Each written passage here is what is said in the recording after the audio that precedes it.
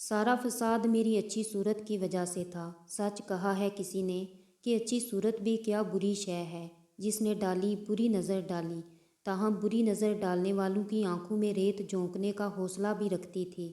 بچپن گاؤں کی گلیوں میں کھیلتے گزرا، ذرا بڑی ہوئی تو نہر تک جانا محال ہو گیا، سیدھے منہ کسی سے بات نہ کرتی، تبھی گاؤں میں مغرور مشہور ہو گئی۔ لڑکے میری طرف آنکھ اٹھا کر دیکھنے سے ڈرتے تھے، جانتے تھے کوئی ایسی ویسی بات کہی تو کھینچ کر جوتا مار دوں گی۔ گاؤں میں لڑکے مجھے نیلم پری کہتے، میری آنکھیں نیلی، رنگت گلابی اور بال سنہری تھے۔ بے شک یہ سارے بھنورے مجھ نوحیز کلی کے گرد منڈلاتے ضرور تھے، مگر میں ان سے بے نیاز اپنا جیون جی رہی تھی۔ اچانک میرے غرور کو شکست دینے والا دلیر نوجوان مجھ سے ٹکرا گیا۔ یہ سانولا سلونا سانول تھا۔ نہر کنارے پانی بھرتے ہوئے آمنا سامنا ہوا۔ دو چار جملوں کی تکرار کے بعد نہ جانے کیا ہوا کہ اس کا پیار میری زندگی پر ایسے چھا گیا جیسے پیاسی دھرتی پر بادلوں کے پرے چھا جاتے ہیں۔ ان دنوں والدین کو میرے بیاہ کی فکر کھائی جا رہی تھی، اور میں تھی کہ کسی نوجوان کو خاطر میں نہ لاتی تھی۔ سانول نے جب میرے لیے رشتے کا پیغام بھجوایا تو میں خوشی سے کھل اٹھی۔ ماں باپ کی لاڈلی تھی اور وہ مجھے ہمیشہ خوش دیکھنے کے آرزومند تھے۔ سانول میں کوئی کمی نہ تھی۔ انہوں نے رشتہ قبول کر لیا تو رشتہ داروں کی امیدوں پر روس پڑ گئی۔ سوچ بھی نہ سکتی تھی کہ پرانے رسم و رواج کے اسیر اس معاشرے میں مجھے میری پسند کا جیون ساتھی مل جائے گا۔ واقعی میں یہاں پر اس صدی کی خوش قسمت ترین لڑکی تھی۔ حالانکہ میرے چچاؤں نے بہت شور مچایا کہ ہماری سمی کیا لاوارث ہے جو بغیر وٹے سٹے مفت میں لڑکی کا رشتہ دے دیا، مگر ابا نے کسی کی نہ سنی۔ ان کو اندازہ تھا کہ اگر میں خوش رہ سکتی ہوں تو صرف سانول کے ساتھ، لہٰذا انہوں نے کسی قسم کی مصلحت یا سودے بازی سے کام نہیں لیا اور سانول کو میری زندگی کا مالک بنا دیا۔ ہم دونوں کی زندگی پیار کے پھولوں سے مہک رہی تھی۔ ہمارے سنجوگ پر ہر کوئی رشک کرتا تھا، میں اس پر فدا اور وہ مجھ پر جان نثار کرتا تھا۔ ہم دونوں کے درمیان اتنا پیار تھا کہ ایک دوسرے کے بغیر کھانا نہ کھاتے تھے۔ زندگی کی گاڑی یوں ہی رواں دواں تھی۔ اچانک کسی دشمن نے سانول پر جھوٹا کیس بنوا کر اسے جیل کی سلاخوں کے پیچھے پہنچا دیا۔ ہوا یوں کہ ہمارے گاؤں میں کسی کا قتل ہو گیا۔ ورثہ کو سانول سے پرخاش تھی، حالانکہ اس کا اس قتل سے کوئی تعلق نہ تھا، لیکن مخالفوں نے محض سانول کو پھنسوانے کے لیے FIR میں اصل ملزموں کے ساتھ سانول کا بھی نام لکھوا دیا۔ میرے سرتاج کو پولیس والے گرفتار کر کے لے گئے۔ میری دنیا اندھیر ہو گئی۔ یوں حالات کی ستم ظریفی نے ہم دونوں کو جدا کر دیا۔ چند دن تو میری کچھ سمجھ میں نہ آیا کیا کروں۔ بالآخر اپنے گہنے فروخت کر کے دلاور کے پاس گئی کہ یہ پیسے لے لو اور میرے شوہر کو جیل سے آزاد کرانے کے لیے کچھ کرو۔ دلاور میرے والد کے کزن کا بیٹا تھا اور پولیس انسپکٹر تھا۔ اس نے تسلی دی کہ فکر مت کرو، میں تمہاری ہر طرح سے مدد کروں گا۔ جانتا ہوں سانول بے گناہ ہے، اس رقم سے وکیل کرتا ہوں اور تمہاری سانول سے ملاقات بھی کراتا ہوں۔ تم بے فکر ہو جاؤ، اب سارا معاملہ مجھ پر چھوڑ دو۔ والد نے بھی دلاور پر بھروسہ کر لیا اور ہم نے اس کیس کے تمام معاملات اس کو سونپ دیے۔ وہ کیس کی پیروی میں ہماری مدد کرنے لگا، مگر دلاور کو سزا ہو گئی۔ اس کو وہاں ضرورت کی تمام اشیاء پہنچانے کا ذمہ دلاور نے لے لیا اور وہ جیل میں ہماری ملاقات بھی سانول سے کرانے لگا تھا۔ میرے لیے اس کے سوا کوئی امید کی کرن نہ رہی تھی۔ کچہری کے چکروں کا معتمل میرا بوڑھا باپ ہرگز نہ ہو سکتا تھا۔ میں نے دلاور پر ہر معاملے میں تکیہ کر لیا، یہاں تک کہ اب وہ روز میرے گھر آنے لگا، میرے تمام گھریلو کام کرتا اور ہر طرح سے میری مدد کرتا تھا۔ میں اپنے گھر میں اکیلی رہتی تھی۔ ایک بوڑھی ساس تھی جو بیٹے کے جیل جانے کے بعد اپنی شادی شدہ بیٹی کے پاس چلی گئی تھی۔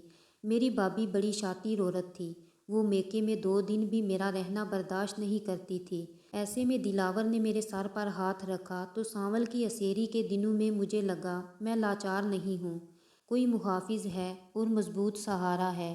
زندگی کے یہ دن پل پل گن کر سانول کی یاد میں کاٹ رہی تھی، اس امید پر کہ کبھی تو سزا ختم ہوگی اور وہ لوٹ کر گھر آ جائے گا، پھر سے خوشی کے زمانے شروع ہوں گے اور میری حیات کے اندھیرے ختم ہو جائیں گے۔ سانول بھی مجھ سے ملنے کا تصور لیے جیل کی کال کوٹری میں سزا کے دن پورے کر رہا تھا۔ सांवल ही नहीं, मैं भी तन्हाई का शदीद कुरब सहने पर मजबूर थी।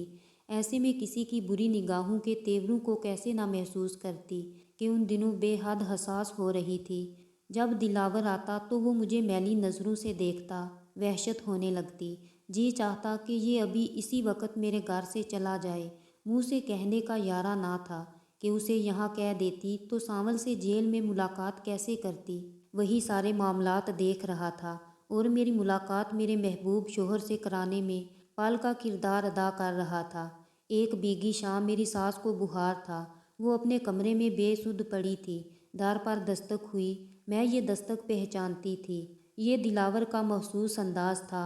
जी चाहा दार ना खोलूं, मगर दार खोलना भी एक मजबूरी थी। जाने वो सांवल के बारे में कैसी खबर लाया था। जो ही दार खोला वो बेधड़क अंदर आ गया। कहने लगा, तुम्हारे लिए खुशखबरी लाया हूँ नीलम परी। तुम्हारे शोहर की रिहाई के दिन करीब हैं। चंद दिनों में वो घर आ जाएगा। ये खबर ऐसी थी कि मैं खुशी से मदहोश सी हो गई। ध्यान ही ना रहा कि दिलावर की लाल आंखें क्या पैगाम दे रही हैं। उसने यकीनन कोई नशा कर रखा था। तभी कागज़ मुझे दिखाने के बहाने उसके गलत इरादे मेरे ज़ब्त के साहिल से किसी तूफ़ान की तरह आ टकराए। मैं घबरा कर दूर हट गई और उसे से कहा, जानते हो कि मैं सिर्फ 2 जमात पढ़ी हूँ, फिर ये कागजात मुझे क्यों दिखा रहे हो? जो इसमें लिखा है पढ़कर सुना दो और मुझसे दूर रहो। लगता है तुमने नशा कर रखा है। उस पर मेरी डांट का कोई असर ना हुआ। मेरी तरफ 2 कदम और आगे बढ़ा तो मैंने उसे धक्का दे दिया। होश करो, मैं तुम्हारे दोस्त की बीवी हूँ। अगर तुमने कोई अहलाक से गिरी हरकत की तो सोचो कल जब सांवल रिहा होकर घर आएगा तो तुम उसे क्या मुंह दिखाओगे। दिलावर आज अपने हवासों में ना था। वो 2 कदम मजीद आगे बढ़ा और बोला, वो आएगा तो हमारा क्या बिगाड़ लेगा। उसके फरिश्तों को भी पता ना चलेगा। इससे पहले कि कुछ और हराफात दिलावर के मुंह से निकलती, मैं आपे से बाहर हो गई और उसके मुंह पर जोर का थप्पड़ खींच मारा। तुम्हें शर्म आनी चाहिए। मैं तेरी बहन जैसी हूँ। चल निकल मेरे घर से। साथ ही मैंने गंदुम कूटने वाला मोसल उठा लिया और उसके सर पर मारने को दौड़ी। मेरे ऐसे सख्त रद्द अमल की शायद उसे उम्मीद ना थी। वो डर गया और दरवाजे की तरफ लपका, ये कहते हुए, तुझे ये थप्पड़ बहुत महंगा पड़ेगा नीलम परी, याद रखना। थप्पड़ खाने के बाद वो एक जख्मी नाग की तरह बलखाता हुआ मेरे घर से निकला था। मुझे उम्मीद ना थी कि मैं जिसे सगे भाई की तरह समझती हूँ मेरे भरोसे को तार तार कर देगा। उसको भी उम्मीद ना थी कि मैं उसके तमाम एहसानात भुलाकर इस तरह उसकी बेइज्जती कर दूंगी। 15 रोज़ बाद सांवल रिहा होकर घर आ गया, लेकिन दिलावर ने जिस तरह मुझे दुख पहुंचाया था अभी तक उस अफसुर्दगी की धुंध से ना निकल सकी थी। सख्त अफसुर्दा और टूटी हुई थी। सांवल को ये देख कर दुख हुआ कि उसके इस्तकबाल के लिए मैं वालिहाना उसकी तरफ नहीं बढ़ी, बल्कि बेजान मूरत की तरह चूल्हे के पास बैठी उसको हैरान निगाहों से ताक रही थी। जेल से रिहा होने के बाद सांवल को मेरी सूरत इस तरह तस्वुर में आने लगी थी जैसे अंधेरों में कोई रोशनी चमकती है। वो बेकरार होकर घर की तरफ भागा था। जो ही दहलीज पार की तो देखा उसकी बीवी चूल्हे के पास बैठी आटा गूंद रही है। उसने आवाज़ दी, देखो इधर नीलम, मैं आ गया हूँ।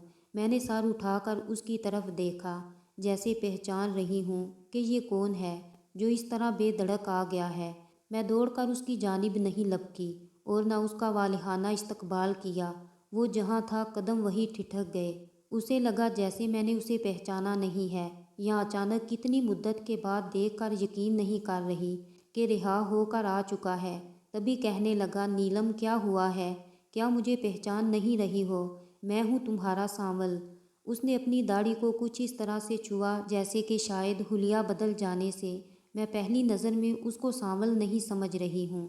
ये क्यों कर मुमकिन था कि मैं सांवल को ना पहचानती, मगर दुख तो यही था कि पहचान कर भी ना पहचान रही थी।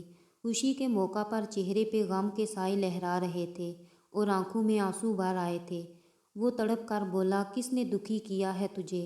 मेरी जान की कसम है, बता दे। मैं अभी उसकी गर्दन तन से जुदा कर दूंगा।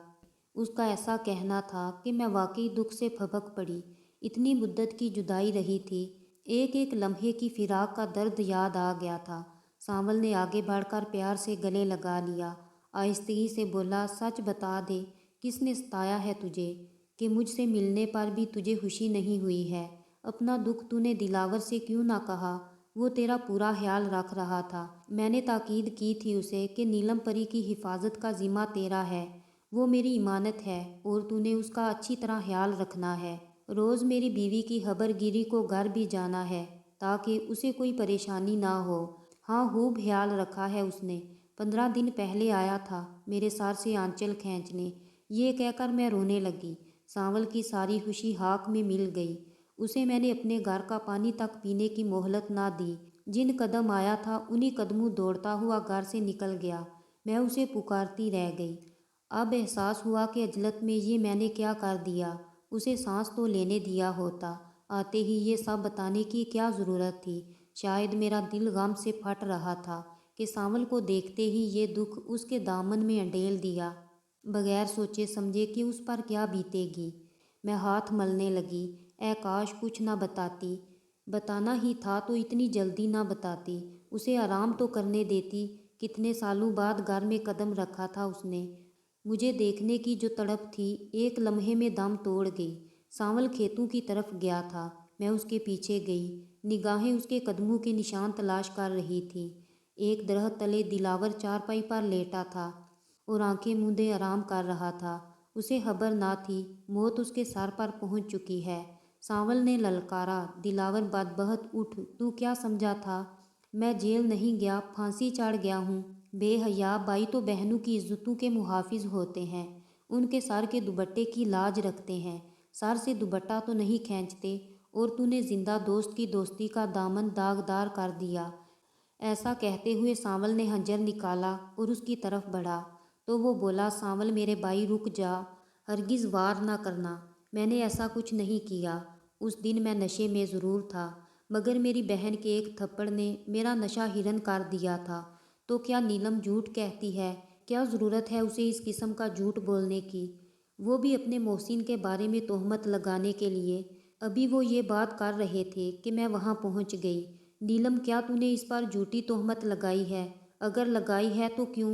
وضاحت دے مجھے اس بات کی ابھی اور اسی وقت۔ وضاحت چاہیے؟ میں نے جھوٹی تہمت نہیں لگائی سانول، اسے قسم اٹھوا لے۔ کیا اس نے میری طرف ہاتھ نہیں بڑھایا تھا اور میں نے جواب میں اس کے منہ پر تھپڑ نہیں مارا تھا؟ کیا اب بھی یہ بے قصور ہے؟ بس اتنا ہی کافی تھا سانول کے لیے۔ میرے یہ بول سن کر اس کے بازوؤں میں بجلی کی سی پھرتی آ گئی۔ میں اس کو نہ روک سکی۔ اس نے خنجر سے اتنے وار کیے کہ دلاور بے جاں ہو کر زمین پر گر گیا۔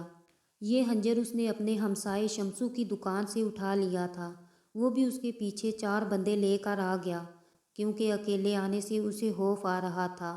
سانول کو قتل کی سزا میں پھر جیل ہو گئی۔ اس بار عمر قید کی سزا ملی۔ ایک طویل عمر پھر سے انہی صلاحوں کے پیچھے گزار کر جب وہ واپس آیا تو میں اس کے انتظار میں بوڑھی ہو چکی تھی۔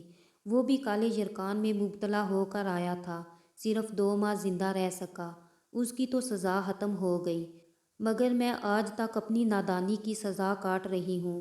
کوئی اولاد نہیں ہے، فالج کی وجہ سے معذور زندگی کے دن گن رہی ہوں اور مرنے کی تمنا میں سسک رہی ہوں۔ اللہ مجھ سے دردناک زندگی کسی کو نہ دے۔ اے کاش میں زبان بند رکھتی۔